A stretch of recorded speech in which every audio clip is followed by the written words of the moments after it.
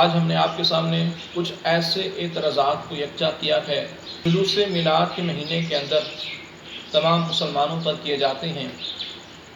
تمام اعتراضات کو ایک جگہ یکجا کر کے ان کے جوابات ہم آپ کے سامنے پیش کریں گے۔ تو سب سے پہلے وہ تمام اعتراضات میں آپ کو بتا دیتا ہوں، اس کے بعد ہم ان کے جوابات کی طرف چلیں گے۔ اور اگر آپ یہ پوری ویڈیو ملاحظہ کر لیتے ہیں تو اس سے انشاءاللہ اگر کل کلا آپ کے سامنے کوئی بندہ کسی بھی قسم کا جلوس میلاد کے اوپر اعتراض کرتا ہے تو آپ بڑی آسانی سے اس کو جواب دے سکیں گے۔ انشاءاللہ آپ کو معلومات کا ایک ذخیرہ آپ کے ہاتھ آئے گا۔ ایک اعتراض اس پر یہ ہوتا ہے 12 تاریخ جو 12 ربیع النور شریف ہے، یہ حضور دو عالم صلی اللہ علیہ وآلہ وسلم کی ولادت کا دن ہی نہیں ہے، اس لیے 12 تاریخ کو جلوس میلاد منانے کی کوئی بات سمجھ میں نہیں آتی۔ دوسرا اعتراض 12 تاریخ تو وفات کی دن 12 تاریخ تو وفات کی تاریخ ہے، اس لیے خوشیاں منانے کے بجائے 12 تاریخ کو غم منانا چاہیے۔ تیسرا اعتراض لِكُلِّ قَوْمٍ عِيدٌ وَلَنَا عِيدَانِ، حضور دو عالم صلی اللہ علیہ وآلہ وسلم کی حدیث پیش کی جاتی ہے کہ حضور نے فرمایا ہر قوم کے لیے ایک عید ہے اور ہماری 2 عیدیں ہیں۔ تو یہ آج کے مسلمانوں نے تیسری عید عید میلاد النبی نکال لی ہے، جس سے حدیث کے اندر جو بات آئی ہے اس کی خلاف ورزی ہو رہی ہے۔ چوتھا اعتراض قرآن مجید فرقان حمید کی آیت مبارکہ، قرآن مجید فرقان حمید کی آیت مبارکہ حجۃ الوداع کے موقع پہ جو حضور دو عالم صلی اللہ علیہ وآلہ وسلم نے تلاوت فرمائی، الیوم اکملت لکم دینکم، آج کے دن میں نے تمہارے لیے تمہارا دین مکمل کر دیا۔ حضور کہہ رہے ہیں کہ میں نے دین کو مکمل کر دیا، اور آج کا مسلمان دین کے اندر نئی نئی چیزیں لے کے آ رہا ہے۔ اس سے ایسا لگتا ہے کہ حضور علیہ الصلوۃ والسلام نے دین کو مکمل نہیں کیا، ناقص چھوڑ دیا، اور کسی بات کی مزید حاجت تھی کہ جس کو آج کا مسلمان لے کے آ رہا ہے۔ اور اسی پانچواں اعتراض وہ یہ ہوتا ہے کہ یہ جو میلاد منایا جا رہا ہے، یہ کیا حضور علیہ الصلوۃ والسلام نے منایا؟ کیا صحابہ کرام علیہم رضوان نے منایا؟ کیا اہل بیت اطہار نے منایا؟ یہ اس کے ساتھ ہی یہ اعتراض بھی کیا جاتا ہے۔ پھر اس کے ساتھ چھٹا اعتراض وہ یہ کیا جاتا ہے کہ یہ جو میلاد منایا جا رہا ہے اس کا استعمال بہت تھوڑے عرصے سے ہے، مطلب یہ ابھی ہی کچھ لوگوں نے منانا شروع کیا، اس سے پہلے اس طرح لوگ حضور دو عالم صلی اللہ علیہ وآلہ وسلم کا میلاد نہیں منایا کرتے تھے۔ اس طرح کے تقریباً یہ 6 سے 7 اعتراض میں نے آپ کے سامنے پیش کیے کہ جو میلاد منانے والوں کے اوپر لوگ کرتے ہیں، اور یہ بالکل گنتی کے چند لوگ ہیں جو اس طرح کے اعتراضات کرتے ہیں۔ تو انشاءاللہ ابھی ہم کتاب و حدیث کی روشنی میں ان اعتراضات کا جواب ملاحظہ کریں گے۔ اس سے پہلے سب سے پہلے میں آپ کو یہ بتاتا چلوں کہ انشاءاللہ اس کا جو جواب ہوگا میں آپ کو 2 طرح سے دوں گا، علمی جواب اور ایک التزامی جواب، 2 طرح سے انشاءاللہ میں یہ جواب آپ کے سامنے پیش کروں گا۔ سب سے پہلا جو اعتراض میں نے آپ کے گوش گزار کیا کہ 12 تاریخ 12 ربیع الاول حضور دو عالم صلی اللہ علیہ وآلہ کی ولادت کا دن ہی نہیں ہے، تو لہٰذا اس تاریخ کو میلاد نہیں منانا چاہیے۔ اگر آپ کے سامنے کوئی اعتراض کرتا ہے، اس کو فقط آپ یہ پوچھ لیجئے کہ حضور آپ یہ بتائیے آپ کے نزدیک کون سا دن حضور دو عالم صلی اللہ علیہ وآلہ وسلم کا دن ہے، کون سی تاریخ حضور دو عالم صلی اللہ علیہ وآلہ وسلم کی ولادت کی تاریخ ہے؟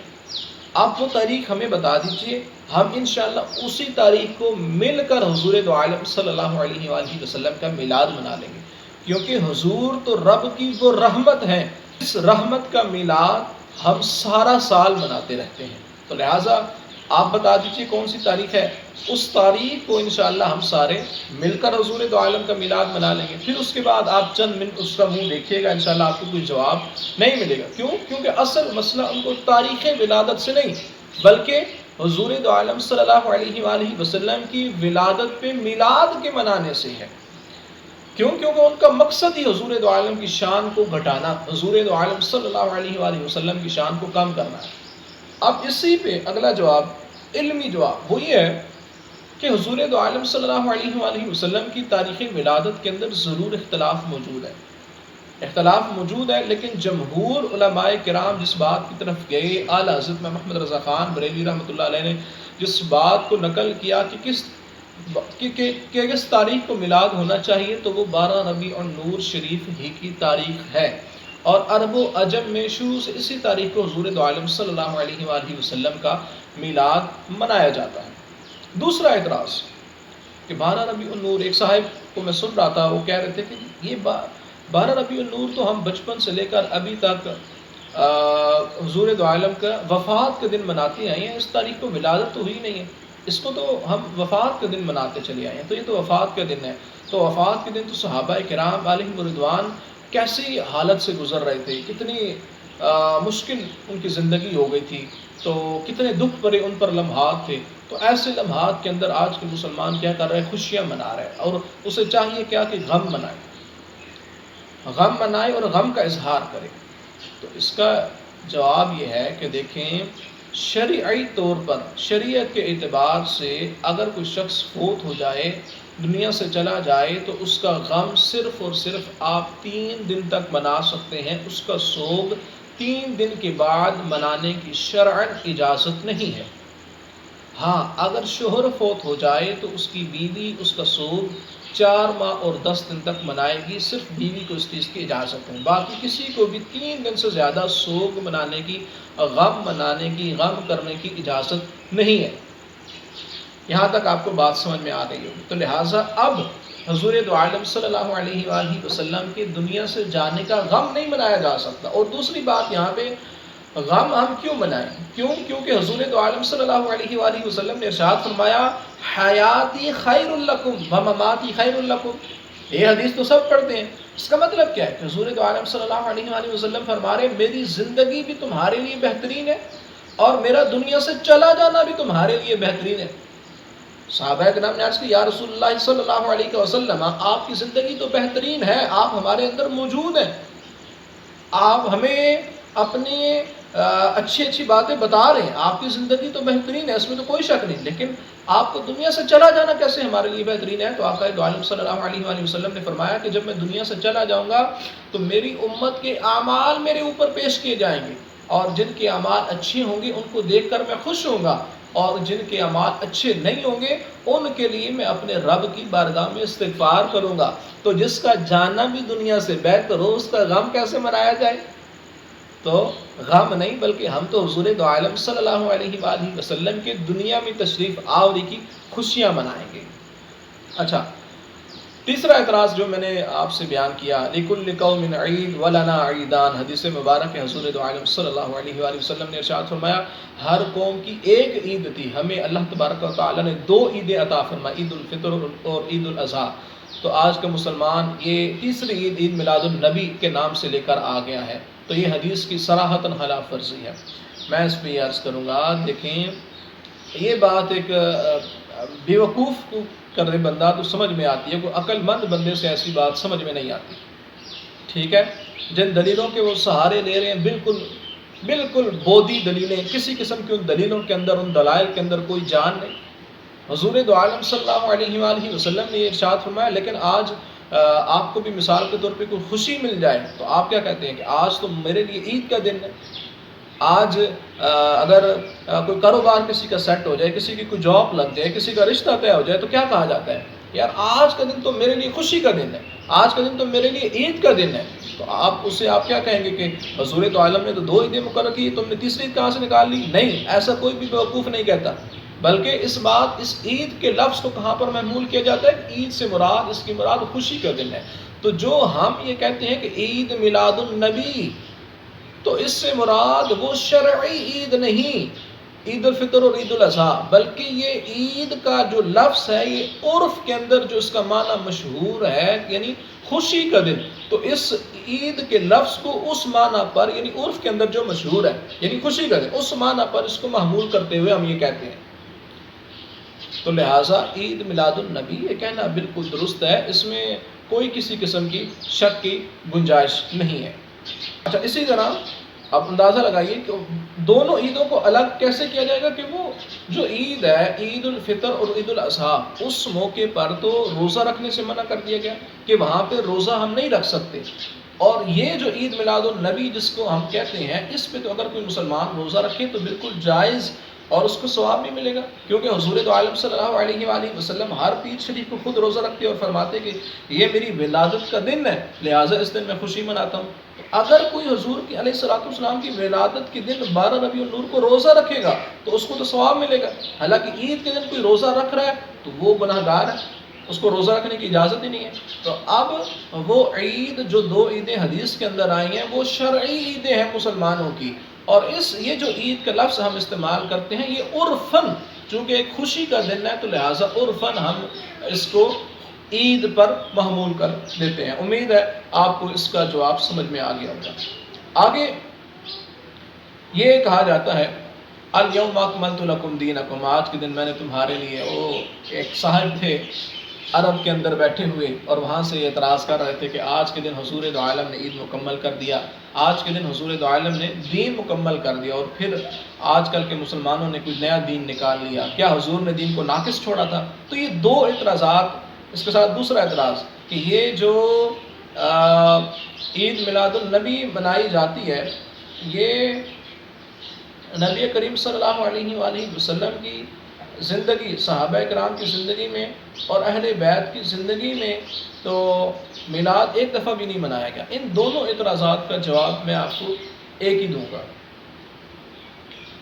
سب سے پہلے تو اس بات کو سمجھنا ہوگا کہ کیا جو کام حضور دو عالم صلی اللہ علیہ وآلہ وسلم کی زندگی میں نہیں ہوا، کیا اب وہ کرنا جائز نہیں ہے؟ اگر شریعت کے اندر رہتے ہوئے ہم اس کو ثواب سمجھ کر کریں، ثواب سمجھ کر اس کام کو کرنا کیا جائز نہیں ہے؟ ایسا کوئی قاعدہ کلیہ ہے؟ سب سے پہلے اس بات کو سمجھنا ہوگا۔ اس چیز کو کہتے ہیں بدعت، جو حضور دو عالم صلی اللہ علیہ وآلہ وسلم کی زندگی میں نہیں تھا، اب وہ کام کیا جائے تو وہ کہلاتا ہے بدعت، اور اس کو ثواب سمجھ کے کرنا۔ اس پر حدیث مسلم شریف کی پیش کی جاتی ہے کل بدعت دلالہ وکل دلالۃ فی النار، کہ ہر بدعت گمراہی ہے اور ہر گمراہی جہنم میں لے جانے والی ہے۔ تو ہم اس پہ دوسری حدیث پیش کرتے ہیں۔ اب اس کا جواب اپنے بڑی توجہ کے ساتھ ملاحظہ کرنا ہے۔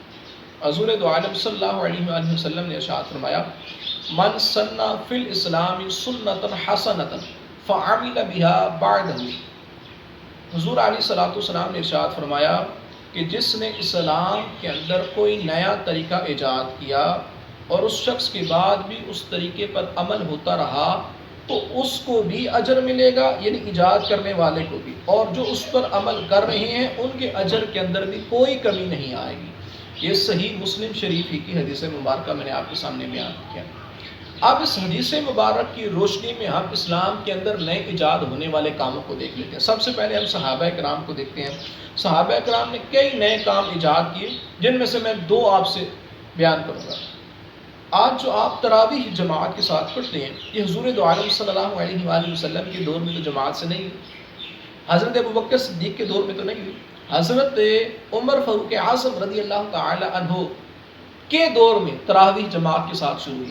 حضرت عمر فاروق اعظم مسجد میں تشریف لائے، صحابہ کرام کو دیکھا، صحابہ کرام الگ الگ تراویح پڑھ رہے تھے۔ حضور دو عالم حضرت عمر فاروق اعظم نے سب صحابہ کرام کو ایک امام کے پیچھے جمع کر دیا اور یہ ارشاد فرمایا کہ یہ کیا ہی اچھی بدعت ہے، یعنی فاروق اعظم اس کو بدعت قرار دے رہے ہیں۔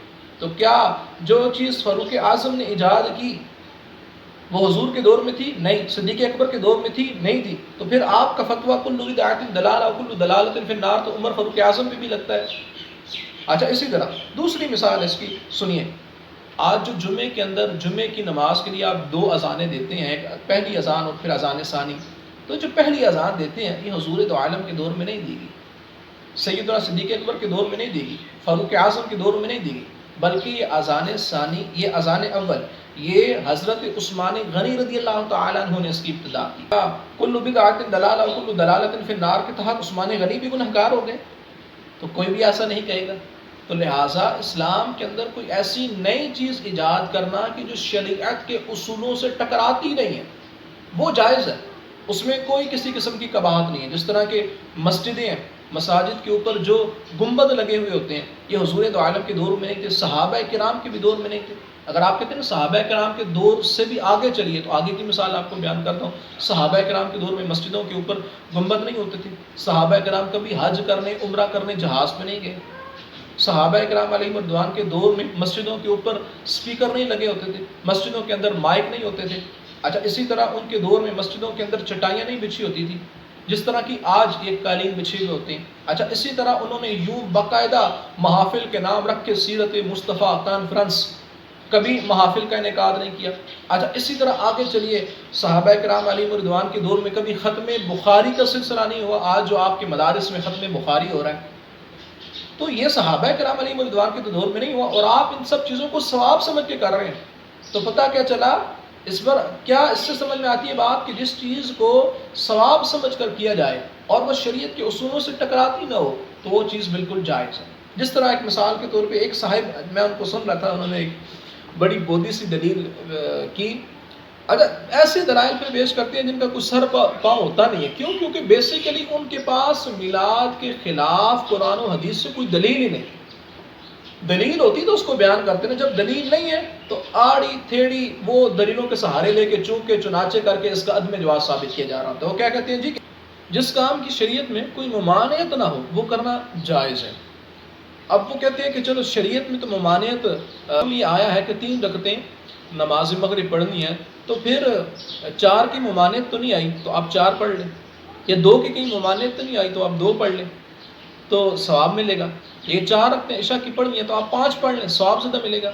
بالکل بے بودی سی دلیل، نہ کوئی سر نہ کوئی پاؤں. دیکھیں 4 رکعتوں کی ممانعت تو نہیں آئی، ٹھیک ہے آپ یہاں تک بات ٹھیک کر رہے ہیں، لیکن 3 کا حکم تو آیا نا. جب 3 کا حکم آ گیا تو نہ آپ 2 پڑھ سکتے ہیں نہ آپ 4 پڑھ سکتے ہیں، آپ کو 3 ہی پڑھنی پڑے گی. عشاء کے اندر 5 کی ممانعت تو کہیں نہیں آئی، نہ 3 کی ممانعت آئی، لیکن 4 کا حکم تو آ گیا نا. جب 4 کا حکم آ گیا تو پھر آپ 4 ہی پڑھ سکتے ہیں. تو لہٰذا ایسی دلیلیں، ایسی باتیں بڑے بڑے مفتیان کرام کے جن کے نام کے ساتھ ٹائٹل لگے ہیں ان کو زیب نہیں دیتی. اس طرح ایک یہ اعتراض کیا جا رہا ہوتا ہے کہ جو حضور دو عالم صلی اللہ علیہ وآلہ وسلم کا میلاد منایا جا رہا ہے جس طریقہ کار کے ساتھ، یہ بہت تھوڑے عرصے سے ہے، یہ شروعات سے نہیں چلا آ رہا. تو میں آپ کے سامنے حضور دو عالم صلی اللہ علیہ وآلہ وسلم کے میلاد کے حوالے سے بزرگان دین کے حوالے پیش کروں گا. آج کے بزرگان دین کے نہیں، پرانے بزرگان دین کے. اچھا یہ وہ بزرگ، سب سے پہلا حوالہ ہی امام جلال الدین سیوطی کا. امام جلال الدین سیوطی کو ہر ایک شخص، ہر ایک ذی شعور علماء کرام تمام کے تمام مکاتب کی فکر کے جاتے ہیں، بلکہ ان کی کتاب تفسیر جلالین ان کے مدرسوں میں پڑھائی جاتی ہے. اور تفسیر جلالین کے 15 پاروں کے مصنف امام جلال الدین سیوطی. میں آپ کو مزید بتاتا چلوں کہ امام جلال الدین سیوطی نے وہ تفسیر جلالین، وہ اس کے 15 پارے لکھے، وہ 40 دن کے اندر انہوں نے لکھ ڈالے. ایسے ذہین و فتین اور زبردست محدث و مفتی امام جلال الدین سیوطی کیا فرما رہے ہیں کہ میرے نزدیک محفل میلاد کی اصل حضور علیہ الصلوۃ والسلام کا یہ عمل ہے کہ آپ نے مدینہ منورہ میں اللہ تعالیٰ کا شکر ادا کرتے ہوئے اپنی ولادت کی خوشی میں جانور ذبح کیے. اب ایک مفتی صاحب بیٹھ کے ممبر پہ کیا کہہ رہے ہیں کہ حضور میں نہیں جی ولادت کی خوشی میں جانور ذبح نہیں کیے، بلکہ حضور تو اپنا عقیقہ کیا تھا. اور پھر اس بات کو ثابت کرنے بیٹھے ہوئے کہ جی عقیقہ زندگی میں 1 دفعہ نہیں 2 دفعہ بھی ہو سکتا ہے. اللہ کے بندے اتنی عقل نہیں ہے، بلکہ جو دلائل حضور دو عالم صلی اللہ علیہ وآلہ وسلم کی میلاد کے دلائل ہیں ان کو عقیقے پر محمول کیا جا رہا ہے. یعنی اصل مسئلہ چڑ اس بات سے ہے کہ اگر اس بات پر کوئی دلیل آ بھی گئی میلاد پر تو بھی ہم اس کو میلاد پر محمول نہیں کریں گے، بلکہ اس کو موڑ چھوڑ کے کہیں اور ہم نے محمول کر دینا. یہ حال ہے ہمارے لوگوں کا، یہ حال ہے ہمارے جو جن کے نام کے ساتھ بڑے بڑے ٹائٹلز لگے ہوئے ہیں ان لوگوں کا. اب آپ اندازہ لگائیے ہم ان کی بات مانیں یا ان کے بڑے بزرگوں کی، امام جلال الدین سیوطی کی، کہ جو اتنے پہلے وہ فرما کے چلے گئے کہ حضور دو عالم نے عقیقے کے موقع پہ نہیں، عقیقے کی خوشی میں نہیں، حضور دو عالم صلی اللہ علیہ وآلہ وسلم نے ولادت کی خوشی میں وہ جانور ذبح کیے. تو وہ لوگ جو اس کو عقیقے پر محمول کر رہے ہیں، امام جلال الدین سیوطی نے ان کا رد کیا اور فرمایا عقیقہ زندگی میں 2 بار نہیں کیا جاتا، دوبارہ نہیں کیا جاتا. علیہ وآلہ وسلم کے اس عمل کو اس پر محمول کیا جائے گا کہ حضور نے اس بات پر اللہ تعالیٰ کے شکر کا اظہار کیا کہ اس نے آپ کو رحمت للعالمین بنا کر بھیجا. اور یہ عمل آپ صلی اللہ علیہ وآلہ وسلم نے اس لیے بھی کیا کہ یہ میری امت کے لیے مشروع ہو جائے. اچھا آگے چلیں، امام جلال الدین سیوطی کے بعد آگے ابن جوزی کو بھی سنیے، ان کو بھی سب مانتے ہیں. اور ابن جوزی رحمۃ اللہ علیہ کے نزدیک کیا ہے، سب سے پہلے تو 597 ہجری میں ان کی وفات ہوئی. آج کے بزرگ نہیں، یہ آج سے 800 سال پہلے کی میں بات کر رہا ہوں. اور بڑی توجہ کے ساتھ سننے والی بات ہے، کیا کہتے ہیں جی آج کل تو عرب میں نہیں منایا جا رہا، تو آج کل عرب میں اس لیے نہیں منایا جا رہا کہ وہاں پہ جو حکومت ہے وہ حکومت، میں اس پہ مزید بات نہیں کرنا چاہوں گا، اس آج کے دور سے پہلے، آج اس وقت سے پہلے جب اس میں ترکوں کی حکومت تھی، تو آپ اس وقت کو تھوڑا سا دیکھیے، کتابوں میں چھانیے، آپ کو مل جائے گا کہ اس وقت میں بھی حضور دو عالم صلی اللہ علیہ وآلہ وسلم کا میلاد عربوں کے اندر منایا جاتا تھا۔ یہ بات ہے موجودہ حکومت کی، کہ موجودہ حکومت کی وجہ سے آج کے وقت میں وہاں پہ میلاد نہیں منایا جا رہا۔ تو بہرحال ابن جوزی کو آپ سنیں گے تو آپ کا سارا اعتراض کلیئر ہو جائے گا کہ اہل مکہ، سنیے گا کن کن شہروں کا نام لے رہے ہیں، اہل مکہ، اہل مدینہ، اہل مصر، اہل یمن، اہل شام اور مشرق و مغرب میں تمام بلاد عرب ہمیشہ سے حضور دو عالم صلی اللہ علیہ وآلہ وسلم کی میلاد کی محافل کا انعقاد کرتے چلے آئے ہیں، اور ربیع الاول کا چاند نظر آنے پر خوشیاں مناتے ہیں۔ اندازہ لگائیے کہ یہ کیا کہہ رہے ہیں۔ اسی طرح آگے ہم چلتے ہیں، یہاں پہ میرے سامنے بہت سارے بزرگان دین کے حوالے اور بہت سارے دلائل لکھے ہوئے، لیکن ویڈیو چونکہ بہت لمبی ہو گئی تو میں اب آپ سے آخری گفتگو کرتا ہوں۔ شارح بخاری، ہمیں نہ مانے شارح بخاری کو تو مانے، شارح بخاری کو نہیں مانیں گے تو پھر تو بخاری شریف کو بھی انکار کرنا پڑے گا آپ کو۔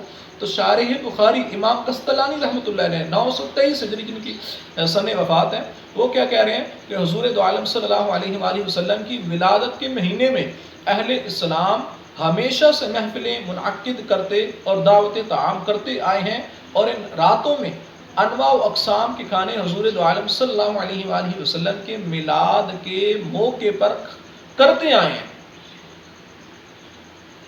اچھا، یہ اس میں بھی طویل بات ہے، بس میں اس بات کو یہیں پہ ختم کرتا ہوں۔ آگے شاہ عبد العزیز محدث دہلوی، ان کو سب تمام مکاتب فکر والے مانتے ہیں، وہ کیا فرماتے ہیں کہ ربیع الاول شریف کی برکت نبی کریم صلی اللہ علیہ وآلہ وسلم کے میلاد شریف سے، جتنا امت کی طرف سے سرکار کی بارگاہ میں درود و طعاموں کا ہدیہ پیش کیا جاتا ہے، اتنا ہی آپ علیہ الصلوۃ والسلام کی امت پر برکتوں کا نزول ہوتا ہے۔ فتاوی عزیزی جلد 1 صفحہ 163 کے اوپر یہ بات موجود ہے۔ ہمیں نہ مانیے، بزرگان دین کو تو مانیے۔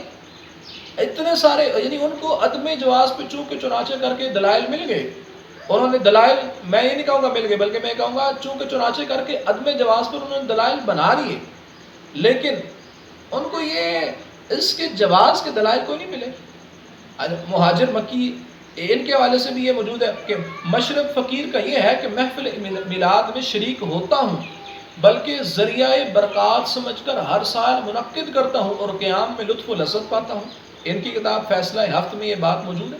شاہ ولی اللہ محدث دہلوی کہہ رہے ہیں کہ مکہ مکرمہ میں آقا دو عالم صلی اللہ علیہ وآلہ وسلم کی میلاد کے دن میں، اب میں کوئی پاک و ہند کی مثال نہیں دے رہا ہوں، کہتے ہیں یہ تو پاک و ہند میں آج کل نکال لیا گیا ہے، تو مکہ مکرمہ میں نبی کریم صلی اللہ علیہ وآلہ وسلم کی میلاد کے دن میں آپ علیہ الصلوۃ والسلام کے مولود مبارک پر حاضر تھا، جس میں حاضرین آقا دو عالم پر درود پاک پڑھتے تھے اور معجزات بیان کرتے تھے جو آپ کی ولادت باسعادت پر ظاہر ہوئے۔ یہ میں نہیں کہتا کہ وہ انوار میں نے جسم کی آنکھ سے دیکھے یا روح کی آنکھ سے، میں نے تأمل کیا تو معلوم ہوا یہ انوار ملائکہ کی جانب سے ہیں جو میلاد شریف میں اجتماعات و مجالس پر مقرر ہیں۔ اب اندازہ لگائیے کہ ہم نے بزرگان دین کے حوالوں سے بھی اس بات کو ثابت کر دیا کہ آج محفل میلاد جو حضور دو عالم صلی اللہ علیہ وآلہ وسلم کی ولادت کی خوشی میں میلاد کا اہتمام کیا جاتا ہے، جلوس نکلتے ہیں، لوگ چراغاں کرتے ہیں، جھنڈے لگاتے ہیں، یہ سب کچھ یہ جائز ہے، اور اس کے اوپر جو اعتراضات کیے جاتے ہیں وہ بالکل بے بودے، نہ ان کا کوئی سر اور نہ کوئی پاؤں ہے۔